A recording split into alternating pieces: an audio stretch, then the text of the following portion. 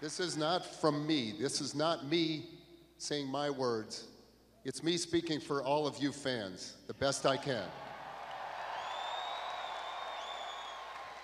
Were you there in '98? Did you watch when we drafted Paul, when they drafted Paul? Were you here with me in 2008 when we took it all the way and hung that banner? Then you know why we're here tonight, to honor Paul and his teammates. We're here for the truth. There are lots of stats, Paul. You're third all-time in Celtic history in games played. You're second all-time in points, 24,000 points.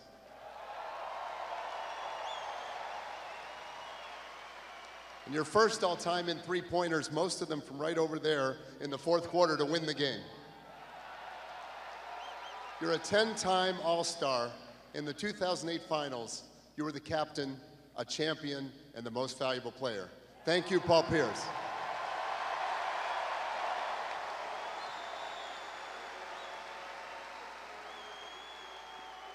Something you don't know, you're a big reason that I'm standing here today. Back in the late 90s, when I had nothing to do with the team, I would come with my little daughter, Kelsey, to watch the games. She would insist that we come, and she would take the 34 jersey and put it on. She was 9 years old, and I'd take the number 8, Antoine Walker. And she would probably give me the big top hat or maybe the foam finger, and she'd have the hat. And we'd sit up in the stands and cheer for you guys, and nobody could take their eyes off of you. You were already special. It was clear. And that's when the idea started. I started thinking about getting involved with the organization, maybe buying the team somehow, and trying to take it all the way to Banner 17. And guess what? Look what happened. Because of you. Being a great Celtic is much more than on the court, and it's much more than a banner. Being a great Celtic is off the court in the community, and you and Julie knew that from day one, obviously. You gave the Paul Pierce Center for Minimally Invasive Surgery at New England Medical Center. You started the Truth and Health Foundation, helping hundreds and thousands of inner city kids. At the Read to Achieve events, you always starred in the play at the end of the year for the Boston Public Schools. And hundreds of Boston kids would have perfect attendance all year so they could come see you act in the play.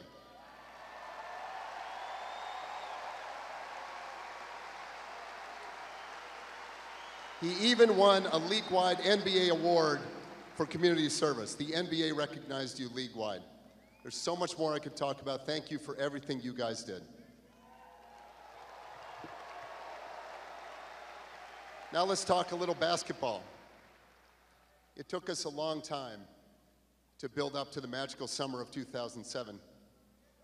We had to climb to the mountaintop, and it took a long, long time. But you hung in there with Celtic pride all the way through.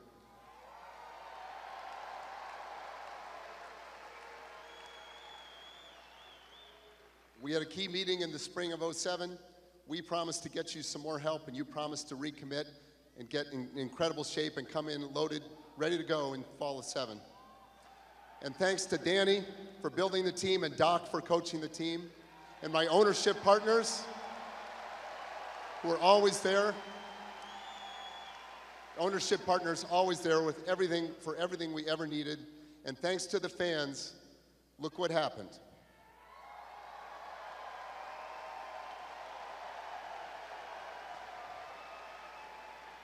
When Ray Allen and Kevin Garnett arrived, things were different.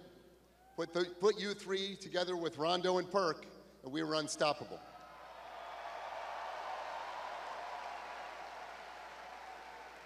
In the regular season, in case anybody forgot, we went 66-16.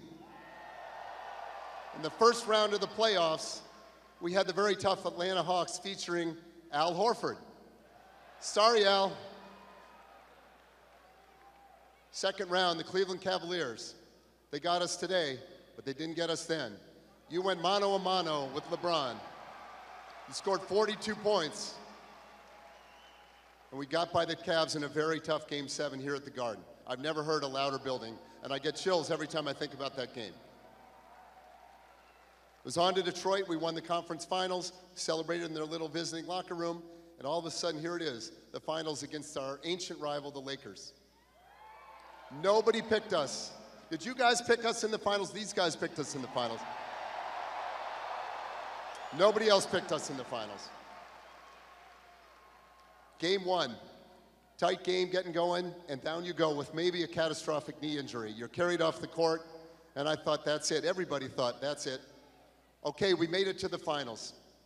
But then you come back out and you hit 2 threes back to back and broke the Lakers back. Game 4, we're down 21 points in game 4 after 1 quarter. We're up 2 games to 1. The Lakers are going to tie it, obviously. We're down 24 points in the 3rd quarter, and then a total team effort. Eddie House, Ray Allen, KG, Paul, James Posey.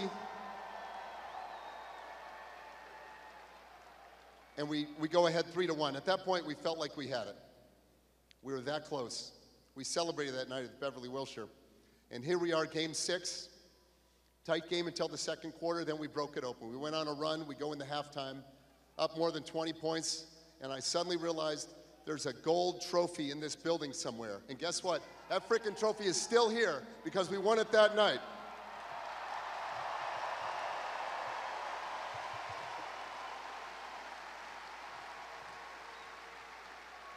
It's been incredible to be here with you for 15 years, to build a championship team around you, to put our hopes and dreams on your shoulders and have you carry the load and make the dreams come true.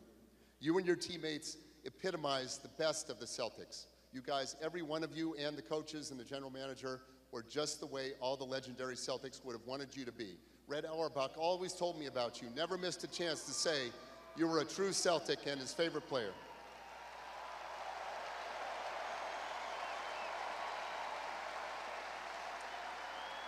I'm so glad to be able to stand here and thank you and thank everybody, but thank you for giving everything you had on and off the court. Captain, community champion, finals MVP, no doubt a first ballot Hall of Famer.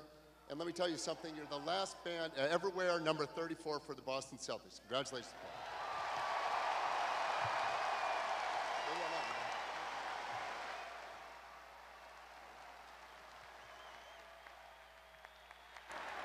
You're going to have to say this to Eddie.